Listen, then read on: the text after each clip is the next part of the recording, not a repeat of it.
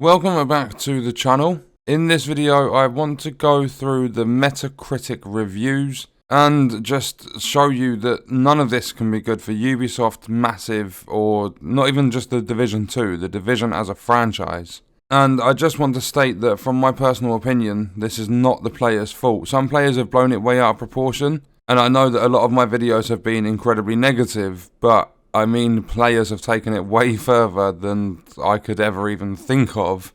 And then you obviously have the side of the community that are defending the developers, saying they've just done their job and all the stuff like that. So what I'm going to do in this video is look through the reviews for Warlords of New York on this website, and I'm going to be brutally honest towards both the developers and the community. Because I do see a lot of players just giving this a 0 rating because they got banned. That shouldn't be the case. It should be a genuine review of Warlords as a whole. And I mean, my review personally is probably going to be a 3 or a 4 out of 10. And yes, my original review was a 10 that was based on the core gameplay of the story for Warlords of New York. And in my honest opinion, I believe it happened exactly the same as the base game. From level 1 to 30 was incredible, it was amazing. And then as soon as you hit endgame, it just starts going downhill from there. And then the exact same with Warlords of New York. From level 30 to 40, it was amazing. Playing through the story missions for the first time, it was such a good experience actually playing the continuation of the story and taking it back to Division 1 with Aaron Keener. Like, it was really good. But then the same mistakes happened from the developers, and as soon as you hit endgame, you get to level 40 and you start getting all of your good gear again, it all just went downhill from there. So in my opinion, my opinion on Massive as a development company or development team, it seems as though they, not necessarily the story, all the lore and stuff behind it, but the gameplay for the story side of things is really good, and then all of a sudden they get into endgame and that is their downfall. It seems as though these developers are no good at building an endgame. I mean, it's fun for the first, maybe even a couple of 100 hours, but after that it shows signs of them not being able to keep up with it. So before we actually get into the reviews, if you look at the top around about here where the social media share things are, this review score is based on the Xbox One platform, this one is based on PlayStation 4, and then this one, which is stupidly low, is based on PC. The last time I looked through this website, they had overall for user reviews, there were 15 positive, 5 mixed, and 794 negative. When you have stats like that, you know something is wrong, but as I said, a lot of players were literally giving it a 0 just because they got banned. And I'm going to be starting off on the Xbox platform. I'm not going to go through too many of these. I don't want this video to be 2 hours long. But I'm going to start with this right here, which has given the game or the expansion a 10. And the reason I'm starting with it is, you'll see as we get through the review. So this person has pointed out, giving out a 0 review just for the fact that you got rightfully banned is so stupid, and again shows the enormous egotistical and utterly childish mindset of the cheaters in this great game. Those cheaters now force me to lower myself almost to their level, as I truly have no other means of countering their social inept attitude to give a 10 review. Lowering to their underground level has been proven to be the only way to communicate with them. I'm not a fan of this practice. Review bombing Assassin's Creed with a 10 for the Notre Dame stuff is almost as inept, but less because it's positive action. But any approach that incorporates maturity would just go right over their little heads. So a 10 for the Division 2 and Woney from me. If someone knows a better way, please start that. If not, I encourage everyone to also give a 10, because just sitting by and letting the cheaters do their thing is wrong. Bad deeds can be done only when good people do nothing about it, i.e. let it pass. I just want to state that whoever's wrote that, you need to go back and change your review. There is no way you can sit there and give a 10 just because other players gave a 0. They've given their review, whether it is right or wrong, and there is a very famous saying, 2 wrongs don't make a right. So you giving a 10 just because they've given a 0 is also you in the wrong as well. This expansion, when you get to level 40 and you start the end game, does not deserve a 10. And we're going to move on from that, and we're going to have a look down here. I'm guessing this one from W100-170-782 is the operation of disgusting developers, irrational operation, disgusting developers, don't ever trust Ubi or Massive Games. Then we have another one further down here. Basically, one step forward, two steps back. They made things worse every time they patched, and eventually they passed on their responsibility to the player.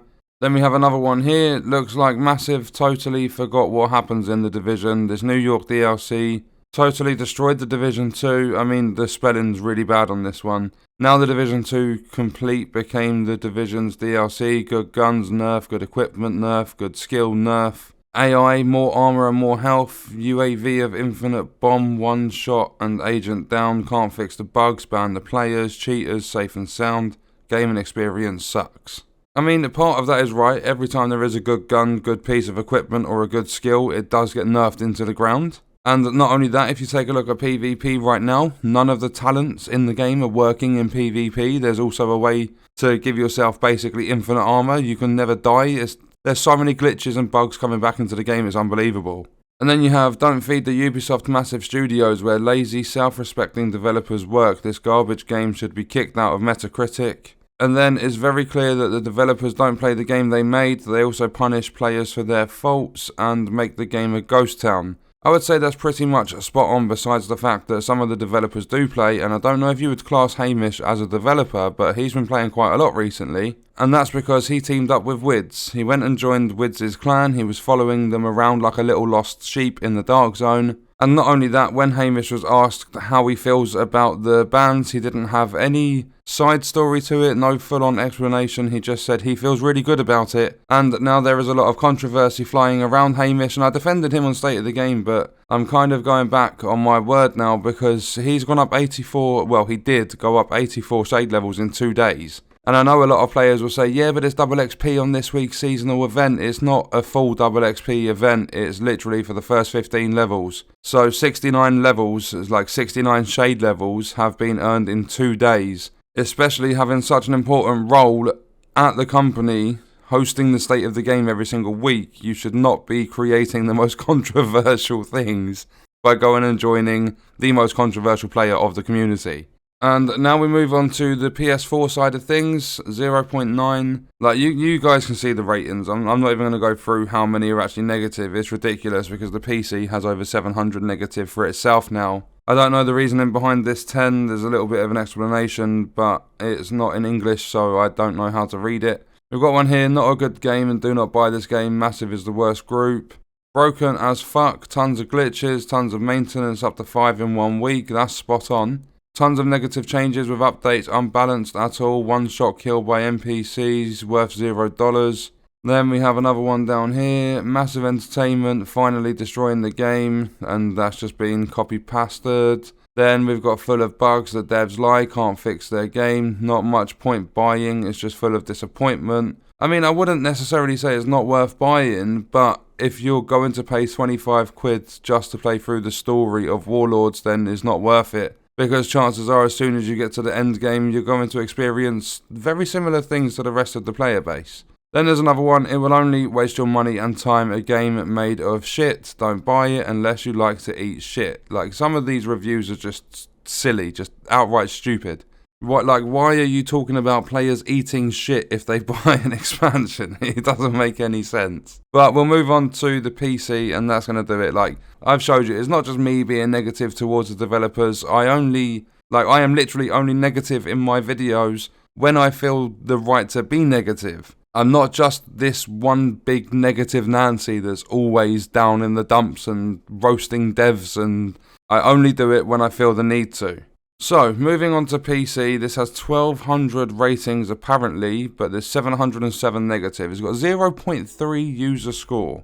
So this person goes, this is on March 3rd. It's wonderful DLC and working well after yesterday's server repairs, no more bugs. That was the case for literally 2 or 3 days, however long it took to get to level 40 and back into DC. That's how long that lasted, in my opinion.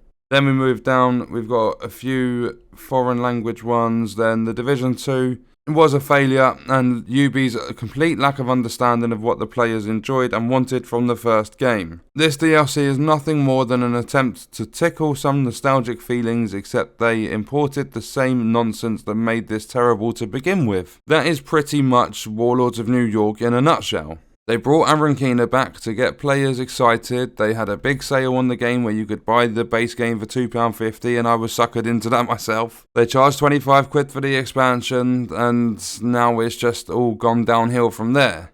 And then we have another one down here. This game is not worth attention. It is corny, broken, terrible attitude to their users, continuous bugs and glitches. A lot of these, they are pretty much spot on.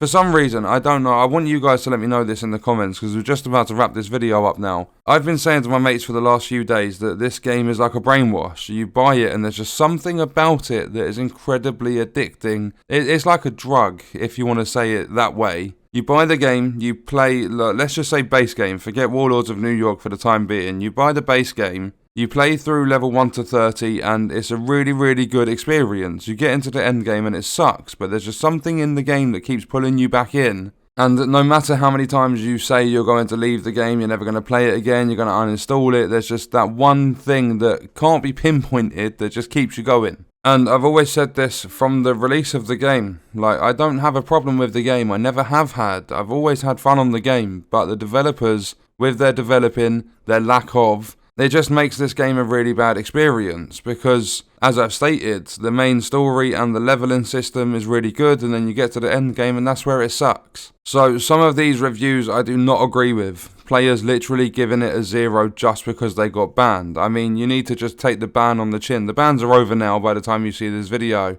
but you should have just taken the ban on the chin. If you had done the glitch, if I got banned, I would have been like, okay, I got banned. Thank you. You've actually treated me fairly to the rest of the community. For those of you that didn't see it, when the bans first come out and I found out I wasn't banned, I actually said in my video, I want to be banned. And that was always the case. I never changed my opinion on that. I believe I should have been banned. I promoted the glitch on my channel. I was just as wrong as the other players that did get banned, but then at the same time, this would have been so much better if the developers knew what they were doing, and they didn't lie about it, because they stated multiple times that their systems were 100% accurate and they were happy with the players that got banned. Yet you've got players out there, I read it earlier, I can't remember what I saw it on, but you've got players out there that were level 20 and they were banned, and a lot of you that did the glitch or heard of the glitch, you would know the specialization weapons were involved in doing the glitch. And you will also know, if you have got to level 30, that you don't unlock the specialization weapons until you were level 30. So players that didn't have any ability in the game to actually do the glitch were banned as well. And a lot of players have stated, and I totally agree with this, it's not so much the bans that were the problem. They were dished out unfairly, and that was a problem. But it wasn't the bans that were the main problem, it was the player rollbacks. A lot of players have been rolled back, everyone that got banned was rolled back 2 weeks. And I found out some more interesting news. I didn't actually think about doing the research to find out myself, but they did the rollback from, it was any progress from the 17th to the 31st of March that got taken away. The glitch was around from the release of Warlords of New York, but it didn't actually surface on the internet until the 19th of March. So anything between the 17th and the 19th was probably legit. And then also their final maintenance to fix